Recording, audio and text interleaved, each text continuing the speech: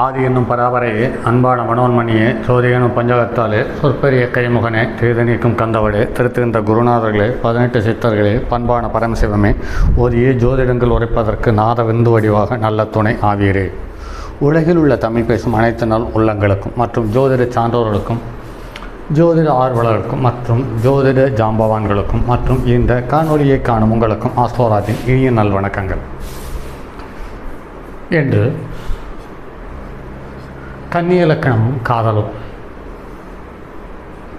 என்ற தலைப்பில் ஒரு பதிவு. இந்த பதிவு சமீபத்தில் காதல் திருமணம் செய்த ஒரு ஆணுடைய ஜாதகம் 12/9/1999 6:45 AM காலை நேரத்தில் பிறந்தவர்.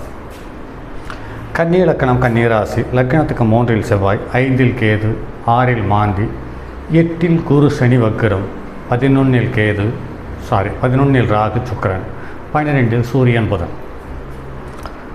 பாருங்கள் நண்பர்களே, குருவும் சனியும் ஒன்றாய் சேர்ந்து இருக்கிறது. இந்த குருவுக்கும் சனிக்கும் வீடு கொடுத்த செவ்வாய் லக்கணத்துக்கு 3. சனி பிடிவாதம் ஜாஸ்தி வக்கிரம்,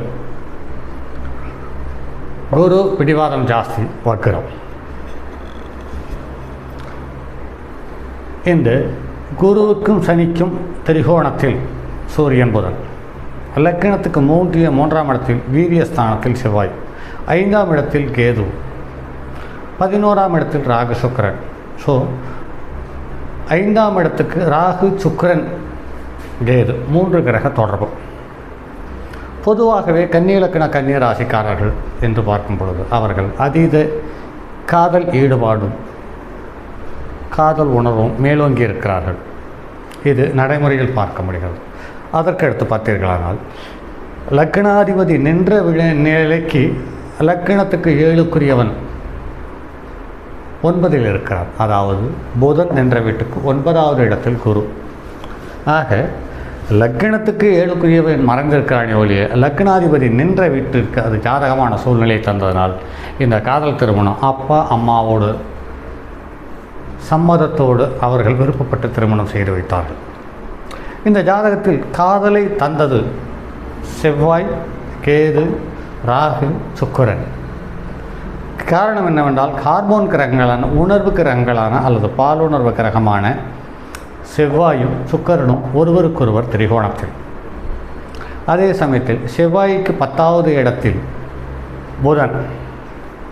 இந்த ஜாதகத்தில் ஒன்று கவனித்தால் புரியும். இந்த ஜாதகத்தில் எந்த கிரகமுமே திக்பலம் இல்லை. ஆக திக்பலம் இருந்தால் திருமணம் சார்ந்த விஷயத்தில் ஒரு அதீத ஈடுபாடும் அக்கறையும் நிதானமும் இருக்கும். இங்கு அந்த நிதானம் இல்லை. காரணம் என்னவென்றால் கேதுவனுடைய தொடர்பு செவ்வாய்க்கு இருக்கிறது. குரு சனியினுடைய தொடர்புக்கு செவ்வாய்க்கு இல்லை. சந்திரனுக்கும் குரு சனியினுடைய தொடர்பு இல்லை.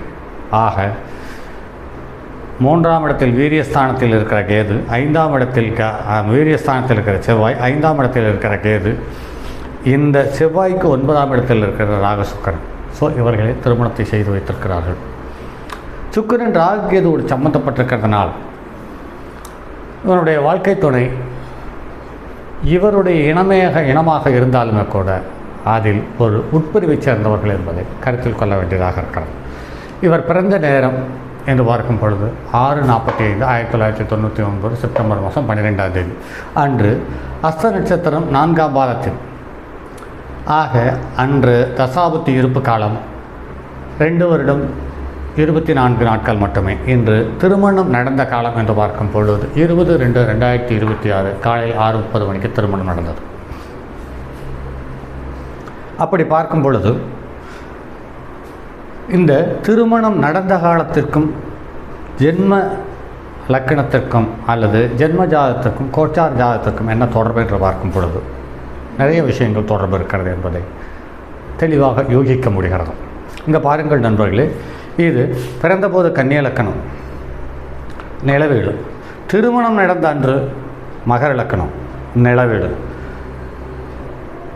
கன்னிய லக்கணத்துக்கு 3ஆம் இடத்தில் இருக்கக்கூடிய செவ்வாய் மகர லக்கணத்தில் திருமணம் நடந்த காலத்தில் லக்கினத்திலேயே இருக்கிறது, அதாவது உச்சம் பெற்றிருக்கிறது.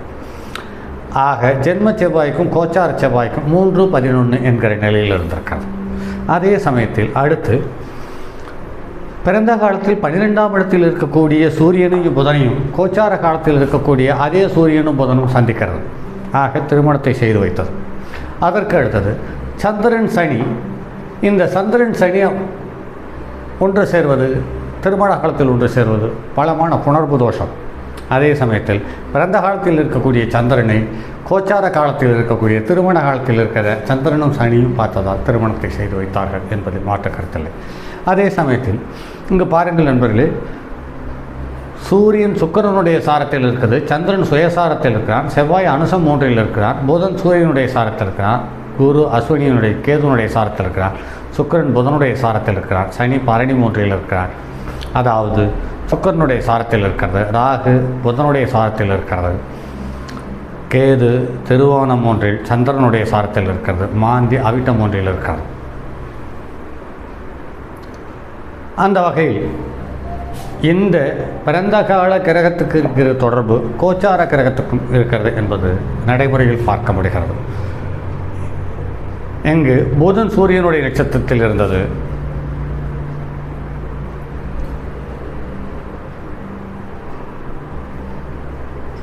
இங்கு சூரியனுடைய நட்சத்திரத்தில் எந்த கிரகமும் இல்லை.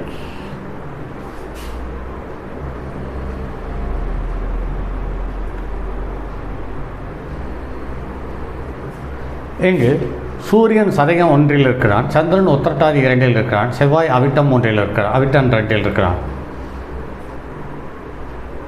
இங்கு செவ்வாய் தன்னுடைய சுயசாரத்தில் இருந்ததனால் ராகதேசையில் செவ்வாய் புத்தியில் இந்த காதல் திருமணம் நடந்தது.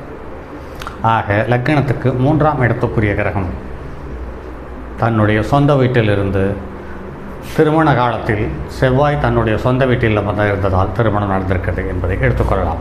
அதே சமயத்தில் இங்கு குருவும் சுய நட்சத்திரத்தில் இருக்கிறார், சனியும் சுய நட்சத்திரத்தில் இருக்கிறார், ராகு சுயசாரத்தில் இருக்கிறார். ஆக ராகு சுயசாரம், குரு சுயசாரம், செவ்வாய் சுயசாரம். ஆக வலுவான ராகு சுக்கிரன் செவ்வாய் இவர்கள் திருமணத்தை செய்து வைத்திருக்கிறார்கள் என்பதை கருத்தில் கொள்ள வேண்டியதாக இருக்கிறது.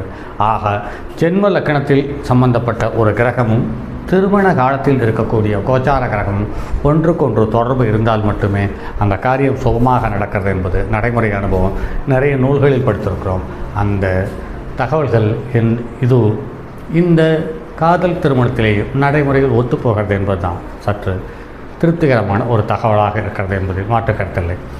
இப்படி பொதுவாகவே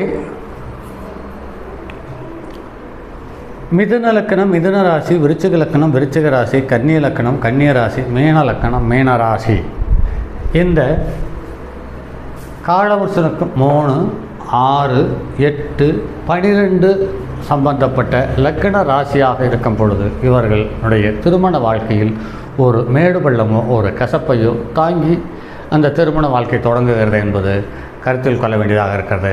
இந்த காலவர்ஷனுக்கு 3, 6, 8க்குரியவர்கள் என்று பார்க்கும் பொழுது எல்லா நூல்களிலேயும் சாராவாளி உள்பட, உத்தரகாலாமிர்தம் உள்பட, காலப்பிரகாசி உள்பட எல்லா நூல்களிலுமே இந்த 3, 6, 8, 12க்குரிய ஸ்தானங்கள் லக்ன ராசியாக வரும்போது குடும்ப வாழ்க்கை, குழந்தைகளுடைய சமாச்சாரம் சம்பந்தப்பட்டது பலமான ஏற்ற இறக்கங்களை தருகிறது என்பதை நடைமுறையில் பார்க்க முடிகிறது.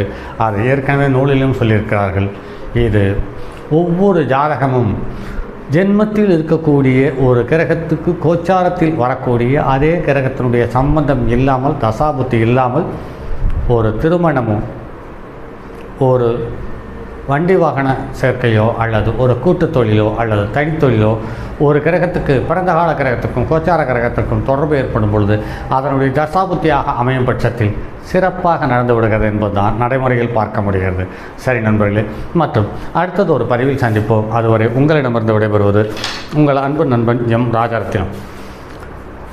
தங்கமான் மழுவோடேந்தி தன்மதி தலையில் கொண்டோர் மங்கையர் பதிக்கச் சொன்ன மாமொழி ஜோதிடத்தை இங்கு யாம் உரைப்பதற்கோர் ஏமை என்னும் பிழை வராமல் காக்க செங்கன் மால்முருகன் யானைச்சிறன் பதம் காப்பதாமே.